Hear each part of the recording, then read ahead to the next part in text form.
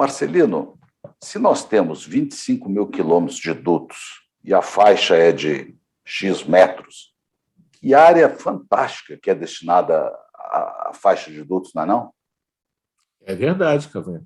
E você sabe que esse é um problema, porque nós não temos todas essas faixas catalogadas como nós deveríamos. Esse é um grande desafio no Brasil, toda a parte de você fazer o inventário e catalogar todas essas propriedades que existem ao longo dessas faixas. Só para você ter ideia dessas faixas, a faixa do Osbra, por exemplo, tem 1.050 quilômetros, e a fronteira da Bélgica tem 1.200 quilômetros. Então, cara, cuidar de um Osbra é como se cuidar da fronteira da Bélgica. Olha que trabalho, cara. É uma loucura isso. Um negócio impressionante. Bacana. Quem é Valéria Haddad? Valéria Haddad é uma profissional que eu encontrei quando eu fui visitar, muitos anos atrás, as faixas de São Paulo, da Grande São Paulo. E lá encontrei uma profissional empolgada, engajada, com uma vibração especial naquilo que faz, que era o trabalho de comunicação ao longo das faixas da cidade de São Paulo. Valéria Haddad tem 16 anos de experiência nessa atividade e aprendi muito, muito com ela sobre a necessidade e a importância de nós cuidarmos da comunidade e das nossas faixas. Hoje, no Pipeline Net, Valéria Haddad. Ótimo. Valéria, e se você fosse classificar os tipos de comunidade que o operador tem que tratar, quais são os 2, 3 tipos principais? Então, bom, olá para vocês, um prazer estar aqui com 2 gigantes, né? Então, quando a gente fala de comunidade, a gente fala de criticidade de comunidade, né? Então, a gente tem desde povoados muito pequenos, que nascem normalmente em áreas mais rurais, e comunidades que estão em centros mais expandidos, áreas urbanas. E elas variam de criticidade de acordo com adensamento, com dinâmica territorial, acessibilidade. Então, tem vários aspectos para a gente classificar uma comunidade. Legal. Valéria, conta para a gente como é que é o dia a dia, né, de uma profissional de comunicação. Usa como exemplo a Grande São Paulo, né, que aquilo lá é um negócio fantástico em termos de desafio. Como é que é o dia a dia de um profissional de comunicação? Verdade, Marcelino. Então, é um aprendizado constante. Isso porque não existe uma fórmula pronta de relacionamento para ser aplicada em todas as comunidades, né? É preciso você aprender com o próprio público, como que a informação percorre uma comunidade, qual é a dinâmica informativa que é adotada em cada comunidade.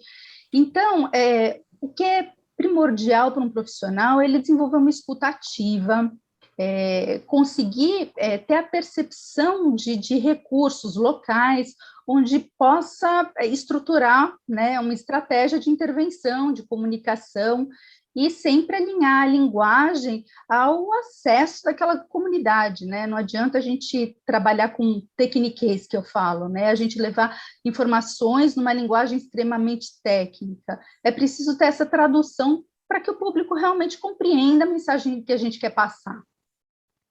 Muito legal. Você falou escutativa. Escutativa, explica para a gente um pouquinho o que é. Então, às vezes, a nossa soberba técnica de achar que a gente domina muito sobre um assunto impede a gente de ter a escuta receptiva da informação. Então, às vezes, a gente já chega numa comunidade com uma estratégia pronta, e a estratégia nasce da própria comunidade, ela que te ensina como ela aprende. Então, é preciso ter essa percepção, quais são os locais que essa comunidade se reúne, quais são os meios de comunicação que ela utiliza, quem são as pessoas mais engajadas dessa comunidade. Então, o início é sempre um aprendizado para o profissional de comunicação, não é ele que está indo ensinar, ele tem que aprender para conseguir transmitir o que ele precisa. Então, a escuta é essencial. Fala um pouco sobre a comunicação através das faixas, né, das placas, dos marcos, né? Eu sei que você sempre foi muito crítico das nossas placas, aquele negócio de engenheiro, né? E você acho que pode pegar um pouco esse elo dessa explicação que você deu para o Cavanha e falar um pouco sobre a necessidade de ter um linguajar daquela comunidade, daquela população. Pois é, a sinalização ela ainda tem um cunho muito técnico, né? Ela explica já partindo do pressuposto que todo mundo sabe o que é um duto. A comunidade não sabe o que é um duto e ela não enxerga um duto. Então, ela precisa compreender o que é aquilo. E aquilo é uma tubulação, é um tubo, é um cano, mas o duto já é a palavra mais rebuscada, né, sobre aquilo. E outra coisa é a questão ilustrativa. Ela precisa ter uma ilustração acessível. Acho que a gente evoluiu muito no uso de pictogramas, mas nem sempre o pictograma é também de acesso da comunidade, porque normalmente o pictograma ele tem uma informação muito ligada a um vínculo técnico, e nem todo mundo estudou para saber o que é uma explosão naquilo que é visual, o que é uma área de risco.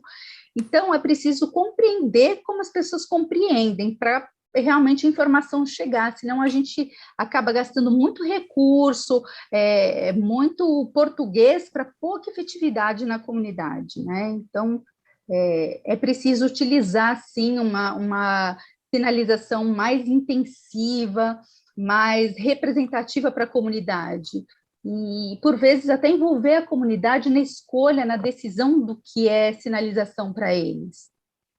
Bem legal. Isso é diferente, Marcelino e Valéria, nas cidades e no campo? Como é que é a diferença? É muito diferente, né? Que a gente parte da questão, assim, o Brasil já é um país enorme, né? Grande, com uma diversidade, uma pluralidade regional, cultural e social. Então, assim, cada regional já tem uma língua, cada território já tem uma dinâmica, então, assim, a questão rural, o acesso é muito, assim, mais simples, né? A pessoa te atende com mais tempo, ele tem uma propriedade com uma extensa plantação, e o impacto numa área rural, ele afeta, sim, uma plantação, uma cultura de venda, né? Às vezes a economia da pessoa, a questão até ambiental e de consumo, né? A água que a pessoa consome pode ser impactada. Quando você vai para uma área urbana, a dinâmica já é outra, né? A área já está muitas vezes extremamente explorada e até degradada. Mas daí a gente entra no embate da questão assim de acessibilidade, de evacuação diária, de acesso às pessoas que têm um tempo muito mais reduzido para te atender, que às vezes tem pressa na dinâmica. Então, o comportamento muda muito. Inclusive, de uma faixa urbana para outra faixa urbana, a gente já presencia comportamentos e dinâmicas muito diferenciadas. Valéria, eu queria aproveitar essa questão da evacuação que você comentou. Sim. Uma vez, uns colegas da Colômbia falaram que teve um acidente muito sério na Colômbia, e eles falaram o seguinte: se a população tivesse treinada e tivesse treinado para evacuar, nós teríamos salvo muitas vidas. Como é que você vê essa relação entre as operadoras e a comunidade no treinamento dessas pessoas? Então, treinamento é essencial. E eu acho que aí a gente cruza até dois aspectos, sabe, Marcelino? Uma que é a questão, assim, da relação da comunidade com o processo operacional, né? Quando a gente fala de uma faixa de dutos, o ideal é que o seu produto de um ponto chegue até outro ponto da forma desejada. Isso te dá o lucro e as expectativas. Só que nesse trajeto, existe uma tarifa, e é uma tarifa alta, uma tarifa social, ambiental e econômica. Qualquer impacto que aconteça onde seu patrimônio está, né, onde o ativo da companhia está, e não é só o ativo, é o ativo e o seu produto escoando naquilo. Qualquer coisa que aconteça tem um impacto gigantesco, mas nenhum impacto é tão grande quanto a reputação da companhia.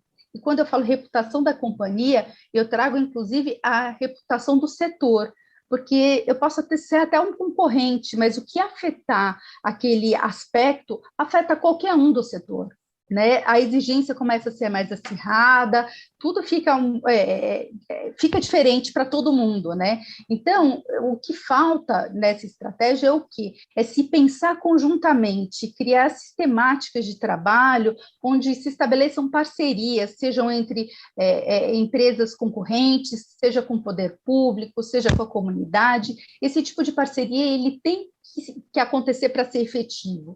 E daí, voltando para a sua pergunta, a questão do treinamento, comunidade bem treinada e bem informada, ela não causa impacto, ela protege, ela zela pela sua instalação. Estamos no final, 3 segundos. Muito obrigado, Valéria, e obrigado, Marceliano. Obrigada a abraço. vocês pelo convite, adorei.